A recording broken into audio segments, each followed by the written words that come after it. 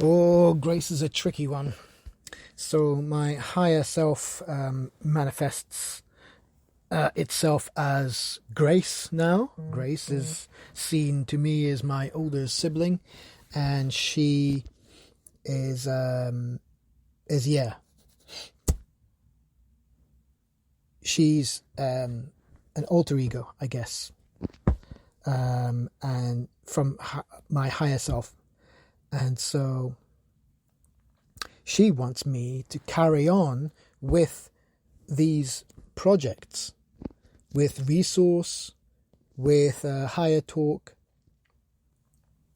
And so what I realized just now is if I can acknowledge that in the future, sounds preposterous.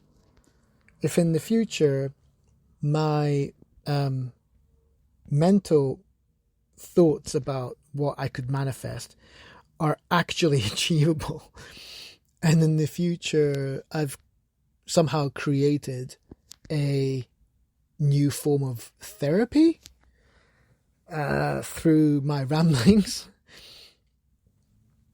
then yeah, I'm already acknowledging that in that scenario everything I've said is true. And okay, yeah, if it's true, I should definitely pursue that. Anyway, what was I starting this about? Right, with the psychotherapy thing. If it is legitimately a form of therapy in the future, then I've got to treat it as if it's so. I've got to, and so my steps have got to be in alignment with that future scenario, right? That Grace is saying it's true, it's achievable, it can become real. This whole explanation of how this works is real. So you just got to stay attuned to the higher frequency of yourself and follow those intuitions, baby. Follow those whispers of truth. Know to stay aligned and know what's genuine and what's false. But this journey is still into the unknown. Like, that's the point. That's one of the things. The ego analytical process for understanding is so damn limited, because you're having to just process everything through your mind, and it's tricksy. Our minds are tricksy, and our minds will skew what we think is possible, and it'll completely limit that. And so then it becomes the case, because it's a self-fulfilling prophecy, right? Only with strong desire, a desire to know more truths, then that focus and desire will manifest more the longer time you spend attuned to a higher frequency. And so the more truths reveal themselves, and if you actually pursue those, then it manifests. Whatever you desire whatever you think of and focus on will manifest. That's the theory. And yeah, this journey through understanding is creating this narrative that I'm calling resource. Yeah. So then I've got to treat it as it is going to become a reality, and it is true. And I am legitimizing myself. If I would only just listen and follow it, that intuition, that inspiration, that grace. If I would just listen to her, everything would be amazing. Well, okay, let's test this. I don't know the definition between the difference between a theory and hypothesis. So I'm gonna have to look that up. But whatever this is, whatever I'm following, let's carry on. Let's see where it takes us. Let's gamble, right? Let's have some faith.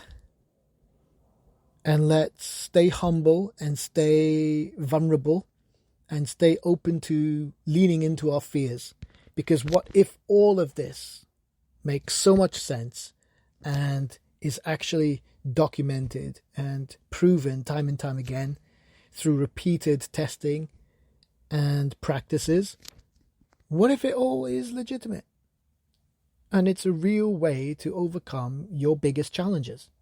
It's understanding what's truly you, what you are, and all the manifestations and ways of perceiving life and existence and meaning and truth. What if all of that is unveiling through this narrative? And I'm discovering it and unveiling it in real time. For me, of course. For you, possibly in real time. I might start doing live things as it gains traction. But yeah, that's the point. The previous voice notes were not about resource. It was about identifying and giving myself permission to focus on one main subject and let that become my main passion and drive and source of income, right? My main project. Give it all my attention. But then I think that's more for the ego thing. Ego wants that. Ego wants success. Ego wants money. Ego wants to upgrade their life. Ego wants.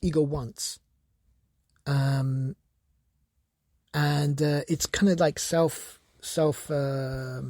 obsessed, self-centered. While Grace wants something else too, but she doesn't want the same things. Grace wants to help the world understand, help the world tune into their higher frequencies, into their higher selves, because this is all a mechanism that's been going around us, but we just haven't been tuned into it.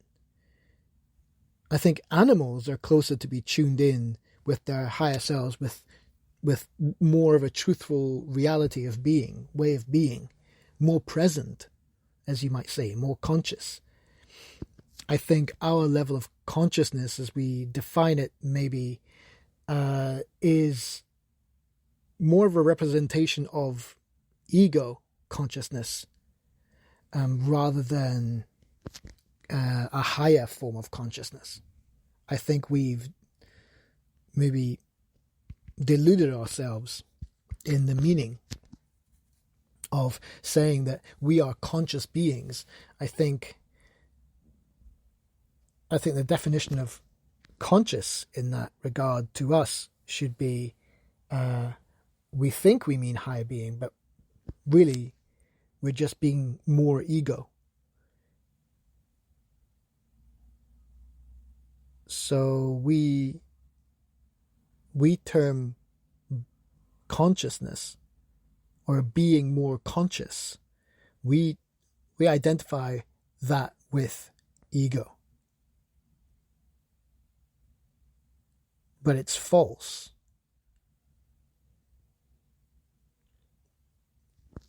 Truer consciousness is the route to attunement to a higher frequency.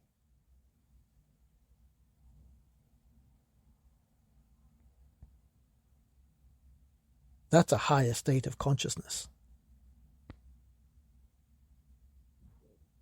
Not towards ego, which is trying to deviate away further from source.